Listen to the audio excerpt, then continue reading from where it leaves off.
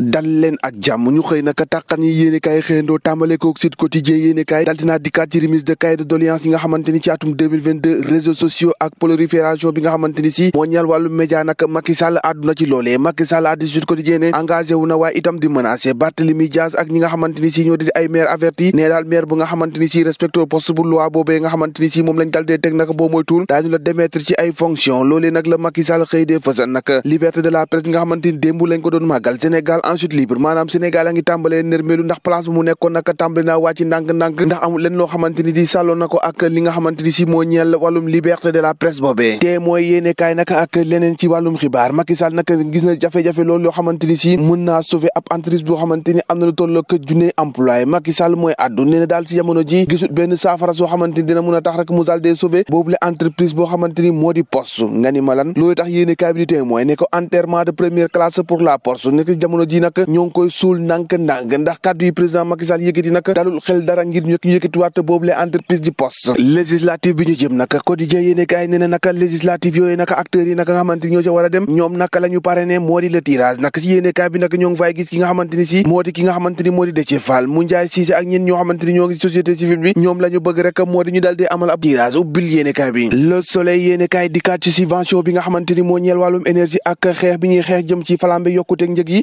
627 milliards yoo xamante ni si injecté nañ ko ngir rek jàkkaarloo ko boobu la jafe-jafe ab plan de restructuration boo xamante ni si moo jëm ci poste boo en cours nag chef de l'état bi wax naka média yi ne daka mënatuñoo bàyyi rek ñuy dund gu métti ci boobu le milieu naka nga xamante ni daanaka ay jafe-jafe kese la recrutement politique les maires en mise en garde ndax jamono ji nag président dankaafu na maire yooyu naka ex-travailleurs Air Afrique naka lu tollook 4,1 milliards yoo xamante ni si daañ ko fay plus tard semaine bii di dikk loolu de xibaar bu neex la Walf Quotidien dikkaat naka ci recrutement capitaine Touré naka ak Guy Marius Sagna Macky Sall naka dankaafu na ci biir yéenekaay bi Macky Sall naka moo ngay dankaafu Barthélémy Dias nee na ab maire naka wartoo tax nga def lu la neex ak li nga bëgg naka loolu moom duñ ko nang waaye itam recrutement boo xamante ni si dañ ko def ci anam yu nga xamante ni tegul ci yoon nag xamal ne naka danañ ko xoolaat jàmbaraat ko Macky Sall mooy addu tey dankaafu Barthélémy Dias le quotidien enquête dikkaat ci parrainage ak élection législative yi mode d'emploi bi nga xamante ni moom lañ dal dee teg ne nga ni ki démb léegi liste parrainage yooyu mun nañ koo déposer ci kanamu commission chargée de réceptionner les listes maanaam mun nañoo tàmbali naka déposer seenu parrainage yooyu yéenekaay bi dikkaat ne nag jamono ji amal gut benn buuxante ndax ab tirage boo xamante ni si moom la ñu war a amal ngir déterminer ordre de contrôle parrainage yooyu naka jëm ci législative yi ak erreur matérielle naka du doon cause yi nga xamante ni si dina tax rek ñu daal dee rejeter ab liste réew mi quotidien dikkaat ak liberté presse bi nga xamante ni moom lañ doon màggal ni ki démb Sénégal naka daal dinaay chuté ci ñaar fukki place ak ñeent loolee naka doon na li nga xamante ni si moo jaaxal ñëpp ak kaddu yi nga xamante ni président de la République dal na koy yëkkati Sénégal daal si jamono ji wàllum liberté de presse naka moo ngi tàmbalee nërmeru yéene kaay bëri xëy nañ cee dikkaat